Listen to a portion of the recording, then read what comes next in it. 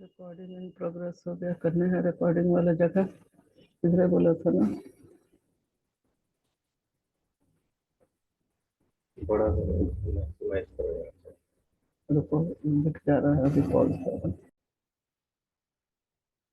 Okay, not waiting for more time, let us start from the discussion of question answer. Today in class we have already discussed about different types of erosion. What are the different types of erosion? In your class period, in your offline class, I have discussed Bhuvneshwari. Ma'am wind erosion, हाँ, ma'am wind erosion और ma'am sheet erosion हम्म, और गलीज, yes, bad gully land. erosion. Very good. We have already discussed about different types of erosion, and earlier, while studying about land degradations,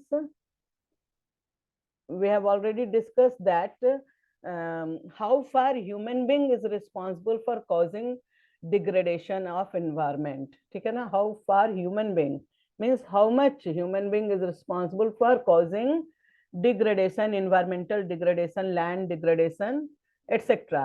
So we have already discussed it. Discuss किए थे ना हम लोग इसको? Yes, ma'am. In what way? So any one of you can you tell me in what way human being cause degradation of environment or depletion of resources? चलो एक एक point जो 4-5 ज्वाइन किए हैं बताएंगे। Ma'am Priyanshu? By dumping the wastage at one place. हाँ, by dumping wastage without any planning. One place में अगर करें तो कोई दिक्कत नहीं है बेटा, लेकिन without but without any plan it is that create depletion of resources, land resource, as well as that also create water pollution and air pollution. Priyanshu Kumar बेटा आप बताइए एक पॉइंट कोई। हाँ बेटा प्रियांशु, कौन बताएगा पहले? भुवनेश्वरी बताइए, प्रियांशु बताएंगे एक और। How far, in what way human being is responsible for causing degradation? क्योंकि ये सारा एक natural erosion forces, natural erosional forces हम लोग डिस्कस कर लिए हैं, लेकिन अभी हम लोग देख रहे हैं कि ह्यूमन बीइंग कितना हद तक रिस्पॉन्सिबल है फॉर कॉजिंग डिग्रेडेशन, जिसमें कि भुवनेश्वरी बताई it is human being that practice disposal of industrial and domestic waste without any treatment. They dispose their material here and there without taking care of environment. So this is one factors through which human being cause degradation. Anyone can suggest me some another way? एक तो ये एक तरीका हुआ जिसकी वजह से human being degradation का कॉज कर रहे हैं। आयुष, आयुष बताओगे बेटा? प्रियांशु तो आया नहीं, प्रियांशु को आवाज मेरी सुनाई पड़ रही है? Ma'am deforestation. Yes, very good. कौन बताएगा? माइनिंग। हाँ, डिफॉरेस्टेशन। मैम आराध्या। क्या बोल रही है ना? Very good. Excessive mining. Ma'am over grazing. Yes, very good. Over grazing is also one of the factor. Priyanshu चलो आया बोला तो। ओवर अलाउइंग ओवर ग्रेजिंग, हम लोग अपने जानवरों को जहां तहां छोड़ देते हैं कि जाओ चर के आ जाओ, वो that also cause degradation of land resource. और डिग्रेडेशन ऑफ लैंड रिसोर्स तो हो ही रहा है वहां पे, आपका इरोजन को भी कॉज करता है, क्योंकि सारा वेजिटेशन कवर अगर चर जाएंगे जानवर तो पानी को रोकने के लिए, हवा के फोर्स को चेक करने के लिए कोई वहां पे बैरियर नहीं होगा। उससे क्या होगा? डेजर्टिफिकेशन का भी एक्सटेंशन होगा और परकोलेशन ऑफ वाटर भी कम होगा, टॉप लेयर भी बह जाएगा। तो Aradhya is right, excessive mining, deforestation. Priyanshu is also right, allowing overgrazing. Any other way? Any other factors? Ma'am, over irrigation of land. Yes, allowing over irrigation. We all know that irrigation is one of the requirement for growing more and more crops. And nowadays we all know that due to ever increasing pressure of population, we are compelled to grow crops in a large scale, and for that we develop irrigation system. And during canal irrigation, if we allow only canal irrigation in same area for different years, from different years, then that may make the land unfit and uneconomic in nature. So here we need to not need to stop irrigation system, but here we need to develop some modern techniques of irrigation, where canal irrigation or over irrigation, जहाँ पे भी one of the cause of land degradation है, तो वहाँ पर we need to develop some modern means of irrigation like drip irrigation, like sprinkler methods, etc. ठीक है? So very good. You all are well well connected with the topic. You all know that what is erosion, how it is caused, what are the natural forces that cause erosion.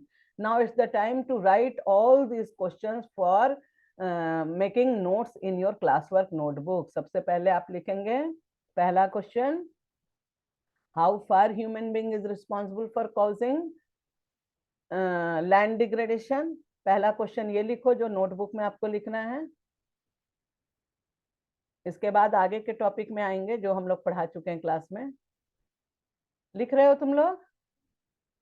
Ma'am how far के बाद how far, कहां तक, किस हद तक, कहने का मतलब ये, ठीक है ना। How far, FAR, far human being is responsible for causing land degradation.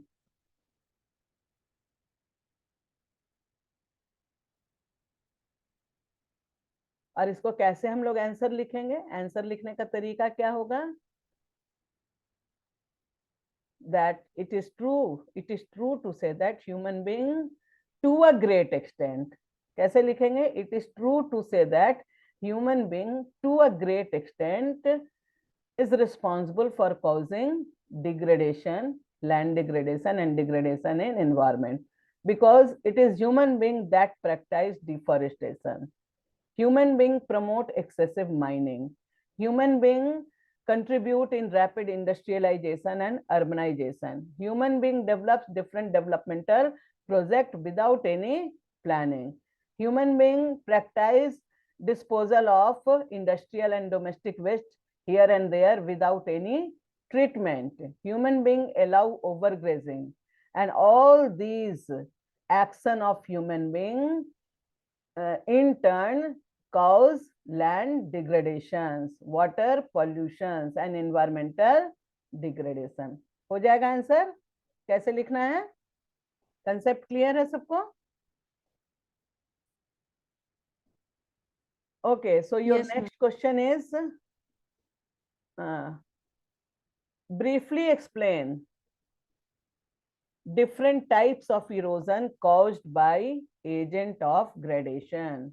Briefly explain.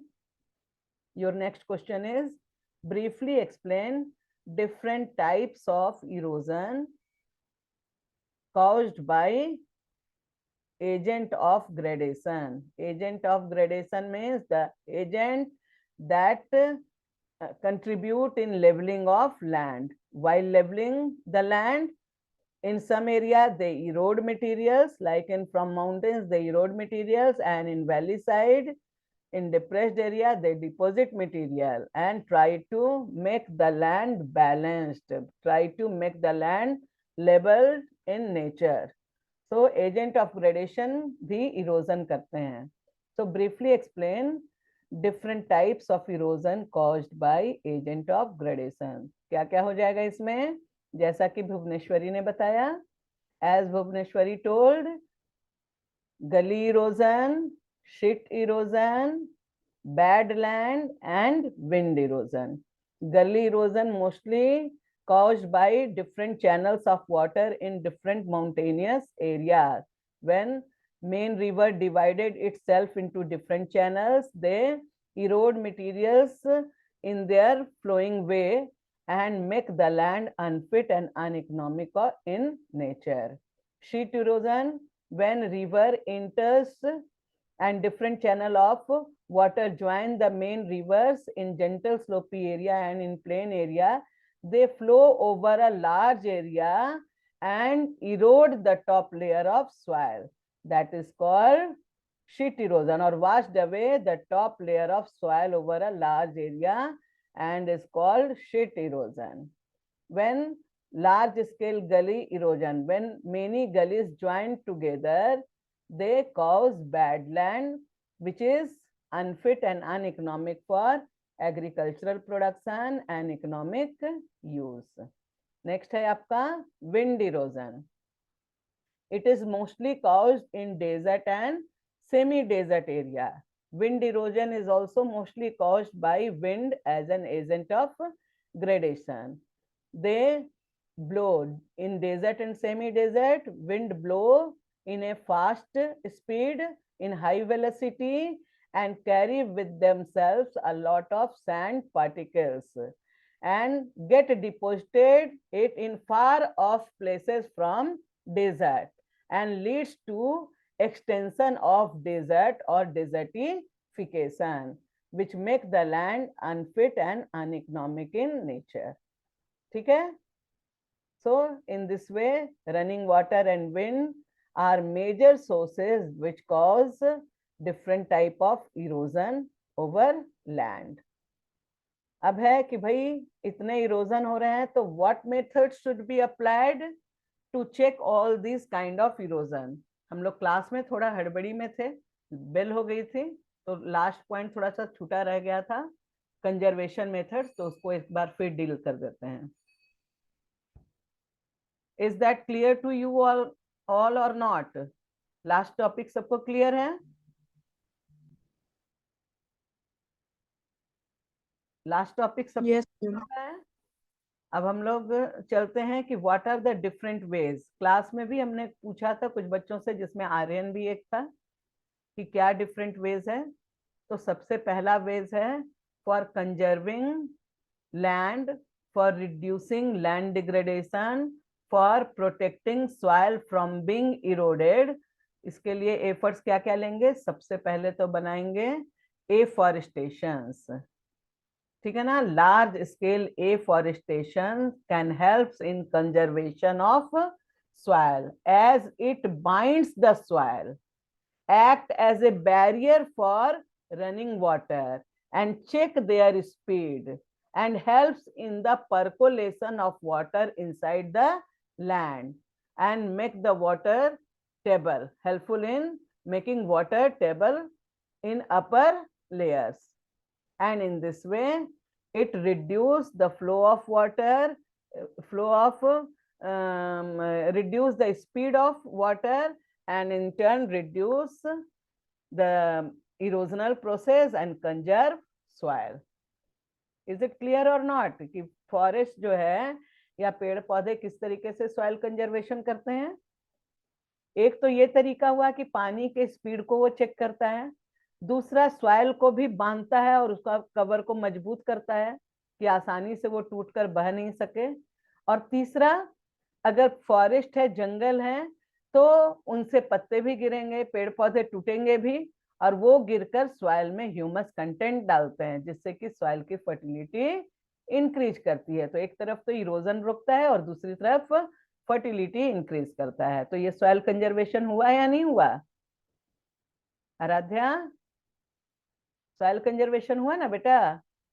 Yes, ma'am. तो सभी को समझ में आया? जो भी स्टूडेंट ज्वाइन किए उनको सब समझ में आया ये बात कि एफॉरेस्टेशन Yes, क्यों है ma'am. One of the method to check soil erosion.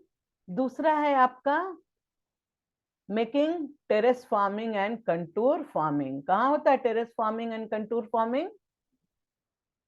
Mountainous area में होता है.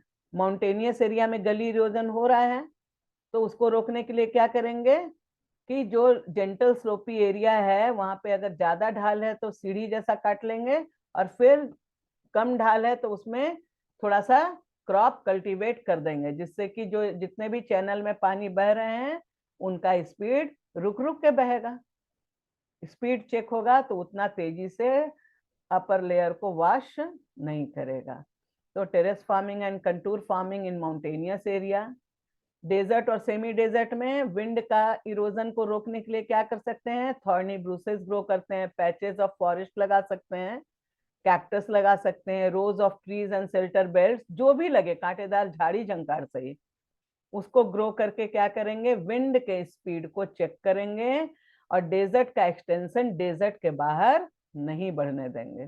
धीरे धीरे ये थॉर्नी बुशेस लगाते लगाते भी इन्वायरमेंटल चेंजेस 10 साल 15 साल में हो सकता है। तो ये हो गया making shelter belt and rows of trees in desert and semi desert area. और क्या कर सकते हैं for checking soil erosion, we try to practice modern techniques of farming।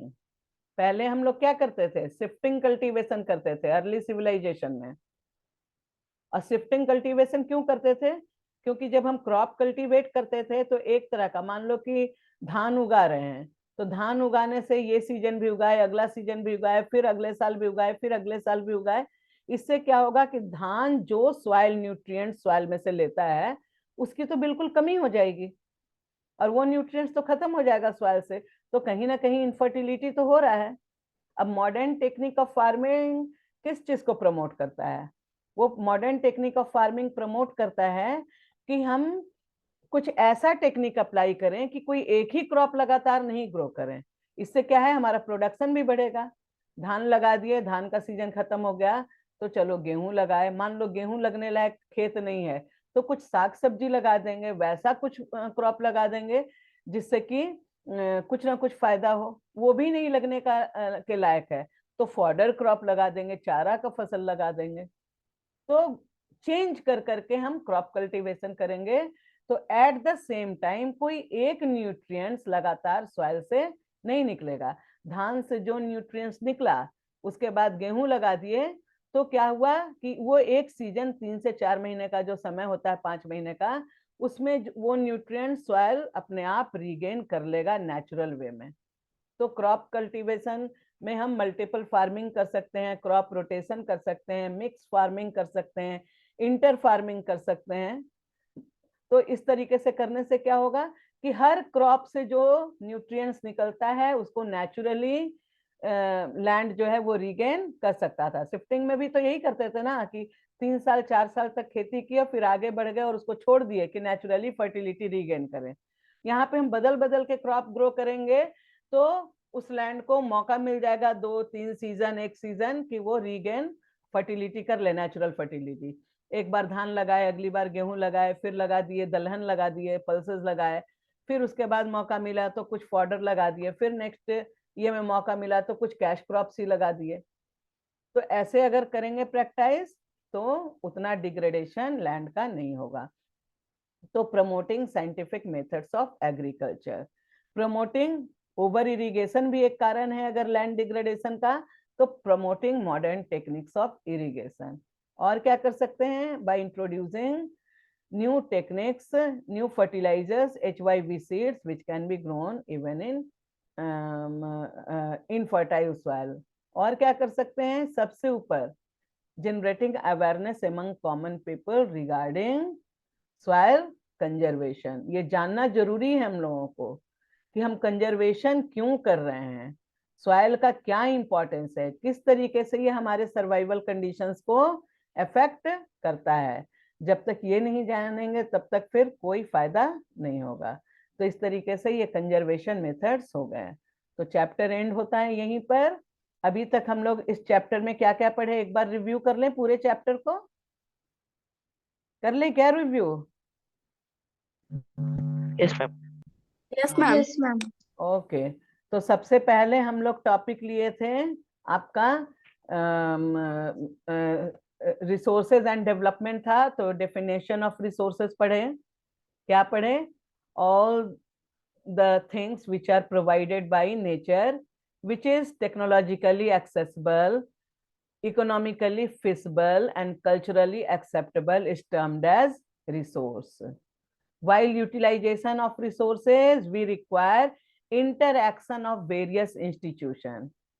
जब हम रिसोर्स का यूटिलाइजेशन करते हैं और उसको डेवलप करते हैं for satisfying our development aspiration, तो क्या करना होता है, नेचर से ह्यूमन बीइंग जो है इंटरैक्ट करता है by using their skill, by using their technique, by using their education.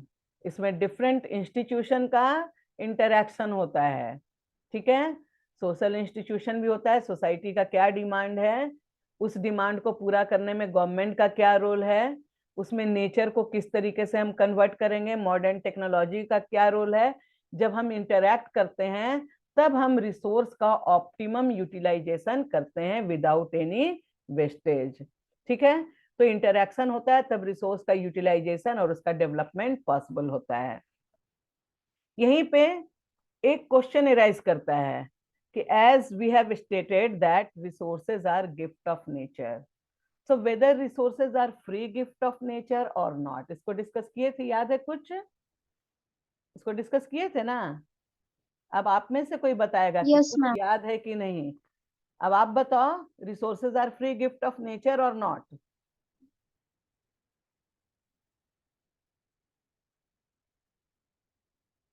Yes, कौन बताएगा। इसको डिस्कशन हम किए हैं सही तरीके से या नहीं, ये पता चलेगा जब आप हमको रिप्लाई करेंगे।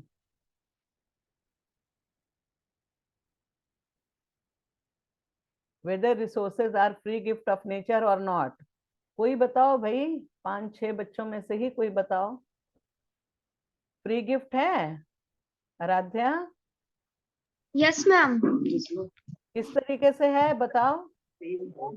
Ma'am, because it is, ma'am, resource is not taking money from us. हाँ, which type, what type of resources, हम बताए थे कि आपके लिए दोनों आंसर Ma'am. सही है ना। Whether Natural resources. हाँ बोलिए। Sunlight. हाँ, सनलाइट, फॉर टेकिंग सनलाइट, जो कि हमको विटामिन डी भी Sunlight, देता है। rain. हाँ, रेन हो गया, रनिंग वाटर हो गया, जंगल में चल रहे हैं, पेड़ की छाया जब हम यूज करते हैं, है ना, जंगल से गुजर रहे हैं, नेचुरल वेजिटेशन है, उससे हमको कुछ मिल जाता है और भूख मिटाने के लिए यूज करते हैं। तो ये सब का कोई कॉस्ट नहीं लग रहा है, जो सांस ले रहे हैं उसका कोई कॉस्ट नहीं लग रहा है। तो इस कंटेक्स्ट में to a limited scale resources are free gift of nature, and to a wider scale, to a greater extent, it is not free when we utilize resources for our development।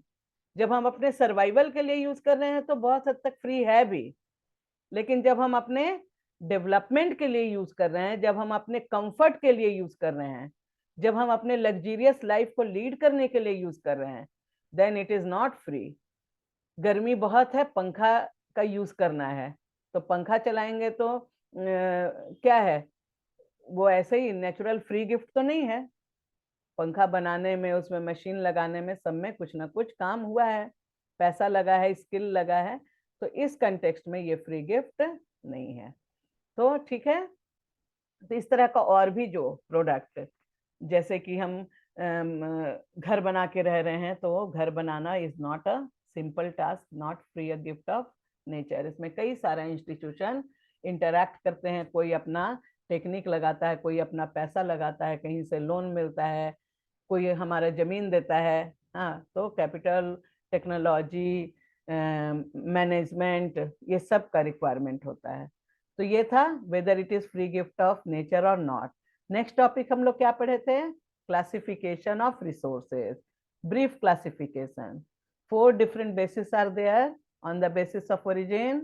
Resources are classified into 2 categories, biotic and abiotic. उसके बाद था on the basis of क्या क्या था, ownership. Resources are categorized into 4 categories: individual resource, community resource, national resource and international resource. और क्या था, on the basis of renewability or exhaustibility, resources are categorized into 2 categories. वो क्या था, renewable resource and non-renewable resource. On the basis of status of development, resources are further classified into 4 categories: actual resource और developed resource भी इसको कहते हैं, potential resource, reserve and stock. इसके बाद का टॉपिक था, हम लोग रिसोर्स पढ़ लिए, देन टॉपिक आया रिसोर्स प्लानिंग। क्या है रिसोर्स प्लानिंग? जितने भी हम अभी यहाँ पे क्वेश्चंस डिस्कस कर रहे हैं, you are required to write all these question in your notebook. Okay, geography notebook. Resource planning is a technique and skill applied for judicious utilization of resources. It can be done in 3 different stages: inventory and stages, जिसमें कि invention होता है, mapping होता है, दूसरा है identifying होता है इन क्वालिटी एंड क्वांटिटी, दूसरा है डेवलपिंग प्लानिंग स्ट्रक्चर, एंड तीसरा है matching planning individual planning with national resource planning map, तब रिसोर्स प्लानिंग होता है।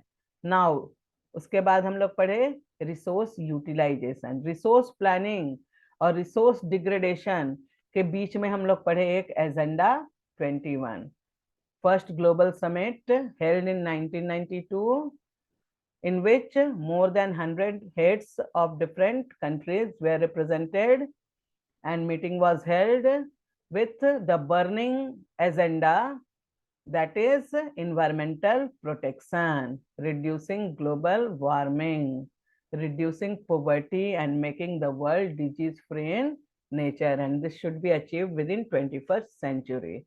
Next part is resource utilization available in our country, land use pattern of India.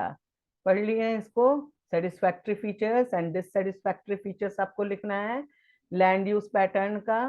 उसके बाद total land resource India में कितना है, इसका 43% जो है प्लेन है, देन 30% माउंटेन है एंड 27% प्लेटो है। इसका इंपॉर्टेंस हम लोग पढ़े। उसके बाद आता है आपका soil as a resource, formation of soil and soil as a resource, classification of soil, then soil erosion, then soil conservation and topic and.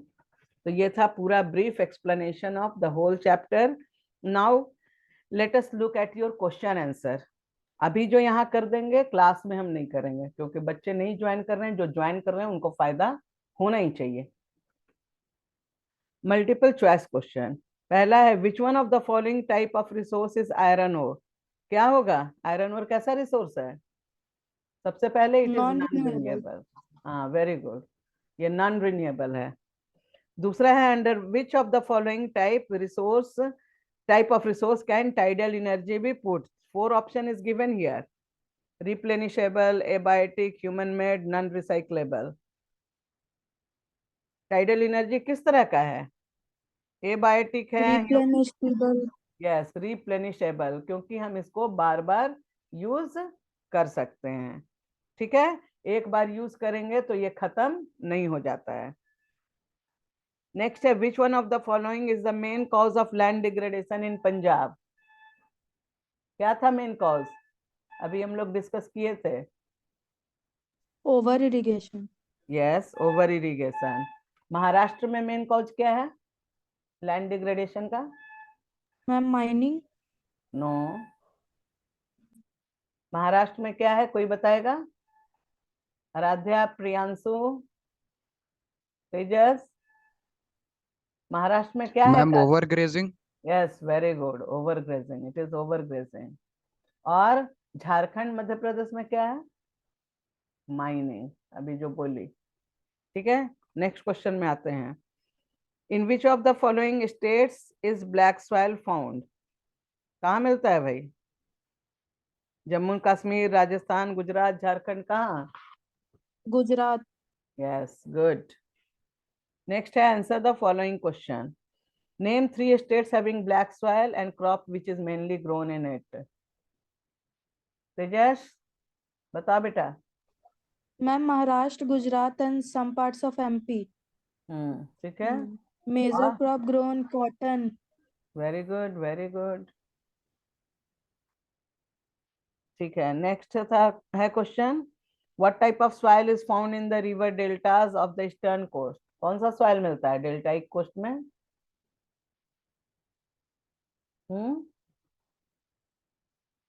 Alluvial soil का एरिया पढ़ाए थे ना, कल ही पढ़ाए थे ऑनलाइन में।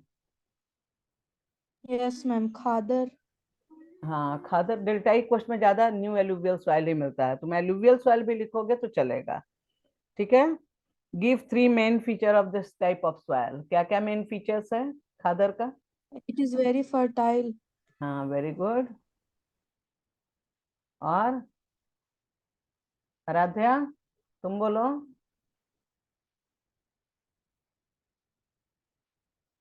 आराध्या, वेरी फर्टाइल Yes, इन, ma'am. हाँ, एक तो वेरी फर्टाइल इन नेचर है, और क्या है एलुवियल सॉइल का फीचर? Ma'am, खदर का। हाँ, सिंपल एलुवियल सॉइल का बोलो या खादर का ही बोलो। वेरी फर्टाइल तो है। Ma'am, हाँ, yes, ma'am. Ma'am, it does not have conker nodules. हाँ, ठीक है। इट कंसिस्ट ऑफ, तो ये निगेटिव वाला बात वैसे नहीं लिखेंगे हम लोग, कैसे लिखेंगे? It consist of fine silt of sand, silt and clay, fine particles of sand, silt and clay. एक और हम बताए थे जिसकी वजह से हर तरह का अनाज प्रोडक्शन होता है, Ma'am, it contain potash, phosphoric acid and lime. Lime, जिसकी वजह से जितना भी तरह का अनाज है या जो भी क्रॉप है वो सब क्रॉप के ग्रोथ को ये सपोर्ट करता है। इसीलिए agriculturally it is very productive in nature. चलो ये हो गया। Next, what steps can be taken to control soil erosion in hilly areas? अभी तुरंत बताए हैं, प्रियांशु बताओ बेटा। Ma'am terrace farming. हाँ, टेरेस फार्मिंग। एक और तेजस Step बताओ। farming. Step farming and terrace farming दोनों एक ही है। सीढ़ी नुमा, इसका हिंदी है सीढ़ी नुमा खेती। कंटूर प्लोइंग बताए थे, contour farming, CONTOUR, contour farming. इसमें क्या है, क्यारी बनाया जाता है, समान ढाल वाला जो भी एरिया है वहां पे क्यारी बना दिया जाता है और क्रॉप लगा दिया जाता है, जो क्रॉप भी हो सके, जिससे कि पानी का जो स्पीड है वो थोड़ा धीमा हो जाता है। तो terrace farming and contour farming. What are biotic and abiotic resource? Biotic resource किसको कहते हैं?